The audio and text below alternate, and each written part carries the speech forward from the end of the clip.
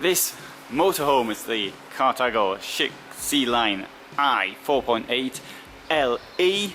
It's a van with a price tag from just under 100,000 euros. It's a van which you can put on a 3.5 ton basis. Let's have a look inside. Now this is a 2020 version, and as you will see, they haven't yet decided what the weight of it is. So let's go, with that in mind, straight over to the instructions, not instructions, whatever, the information's in French instead of usually as it is in German. So they have base weight 3,500 to 4,250, empty weight, weight not yet available. Okay, so they have to decide that one. 739 centimeters long, 227 wide, 289 high. It also needs to be pointed out that the price given there is the base price. So, prix de base avec équipement de série, with what's that in English? The base equipment without any options added whatsoever. The bed length there, it's 2 meters by 2 meters, or if you do it individually, 85 centimeters each bed. Right, so I'll take you to the back first, seeing as I mentioned the bed. So two joinable singles, or one bed which is separate in two which is joinable, something along those lines. I'm not quite certain what to call it.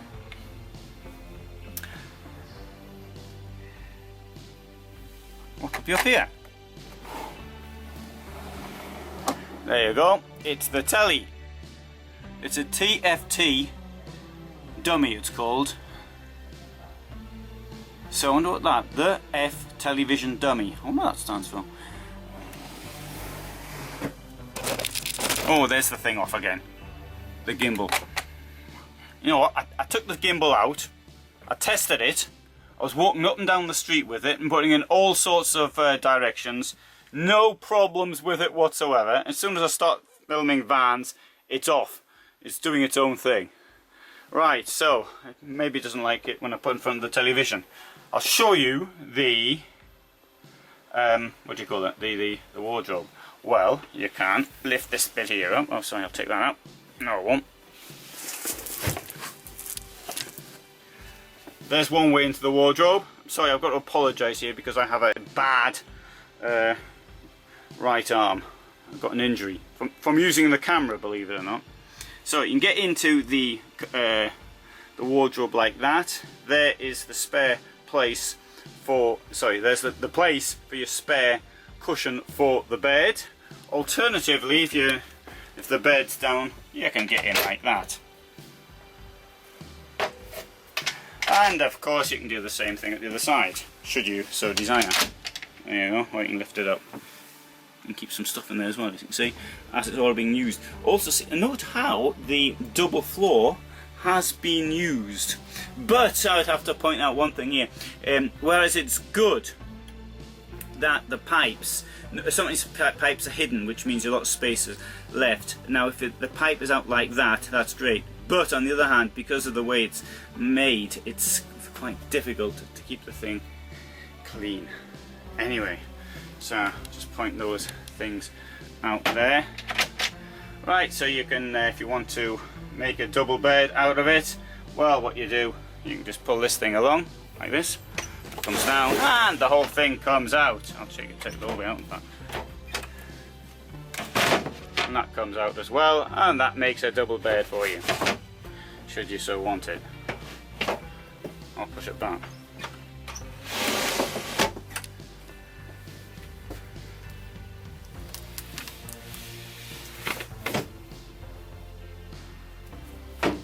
Now, at the corners, you've got this space here with something rather reminiscent of a railing. Now, you may be thinking, well, that's a waste of space. Okay, so what else you do? Well, maybe it could have been extended, the the lockers, same with the other side as well. Or you know, you can sort of leave your books and things like that in there, or even maybe pillows, for example. Above the bed, nice skylight. I like to get on the roof. Coming around.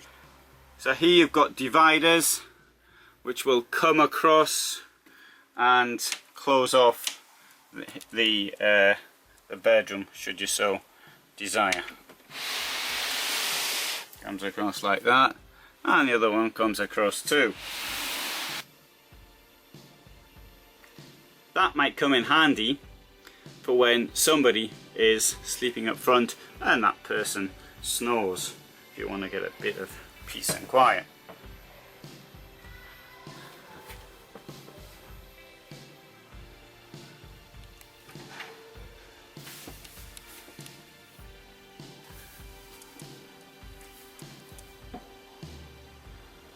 I like the way that door opens, and it opens very wide to reveal this rather pleasant large bathroom.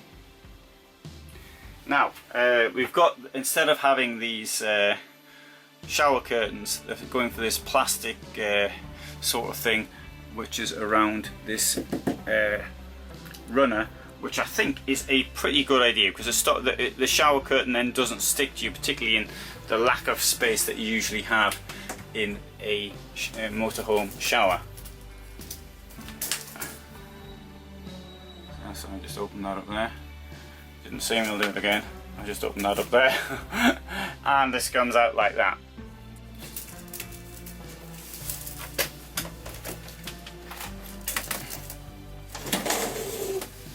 And then you get in that shower like this. Yeah, you can even see me. Possibly. You can possibly see me through there. There we go, so I'm now in the shower. Admittedly, it's not a huge amount of space, but probably enough. Alternatively, I'd have the whole thing taken off and I wouldn't bother with it at all.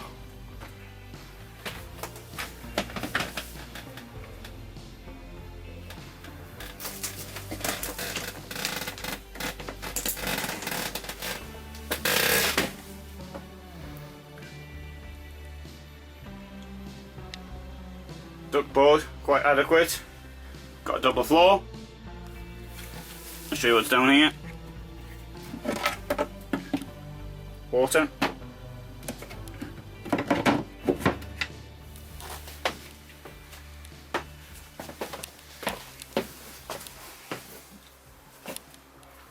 Close the door a bit easier.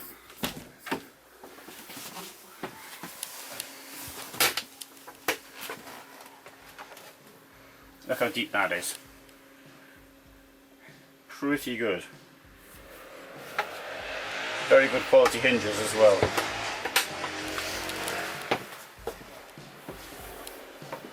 And here's a good place to keep your shoes as you come in.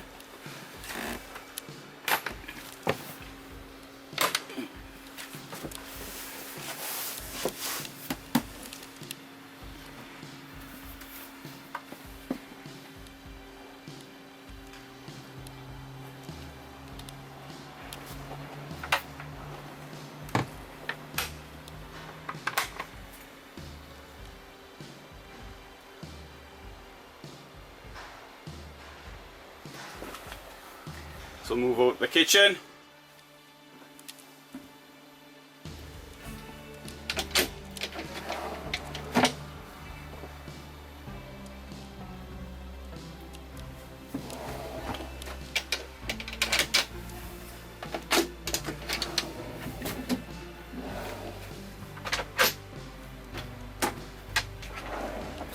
Now this is something I started doing this year for 2020, which is putting these separate waste things here. Now, question is this, is that the sort of thing you're going to want in that position? Well, the waste should go somewhere, but I personally have my doubts on that. You know, also have the doubt if they're big enough. In this van, you don't have the possibility of putting them on the kitchen top, but in some other vans it could actually go up there.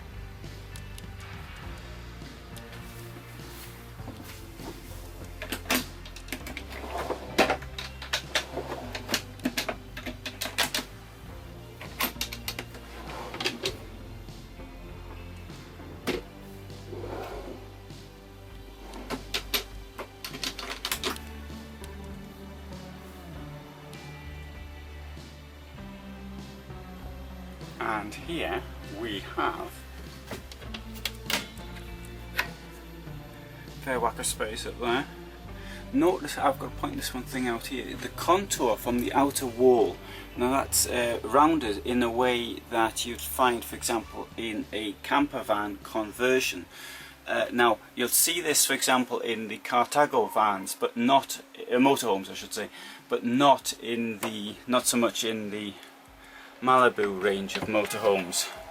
And the rounded bit, it's more expensive to produce, and it's, I think, a more stable structure for the van. Okay, you can see what it looks like with the seats down now. Coming back into the lounge, very wide, spacious lounge with a fantastic skylight up there. Oh, and there's a ventilation vent. Another thing I very much appreciate. Television gets hidden behind that chair.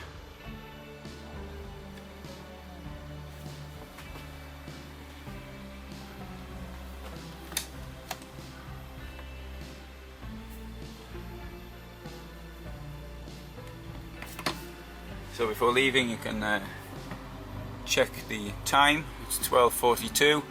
17 degrees in here, 18 degrees outside. Oh, so it's near 24, 25, but it is in the shade in here, so maybe that's what it is. Truma iNet ready, superb thing for keeping yourself warm in the winter. Right, fat fridge. Here we have this decorative element as you come in or go out. Now it might be alright for pulling yourself in with, but for me, I think it's a bit of a waste of space.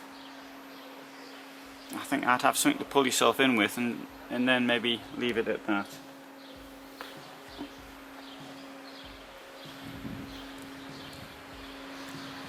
Fantastically large garage. And they've changed the rear again this year. Now this vehicle, at the time of doing this film, this vehicle is not available for purchase yet, but I suppose by the time we come to publishing it, it probably will be.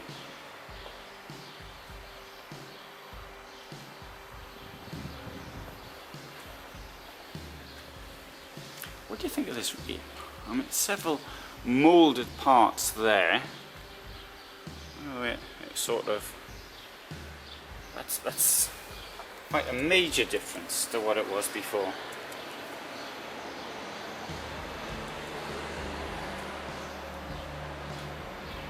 Anyway, I've got no knowledge of style whatsoever, so if you've got any opinions, you can write them down. So that's the new Chic C Line integrated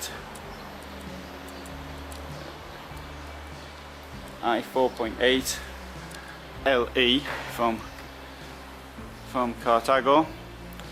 LE incidentally means them two joinable beds at the back as far as this company's concerned, and QB means queen bed. Good, so I hope that was interesting. I've got lots more vans on my site which you might want to see, and if you do, then you might want to subscribe, and you press the bell as well, and then you get notified when I put things up.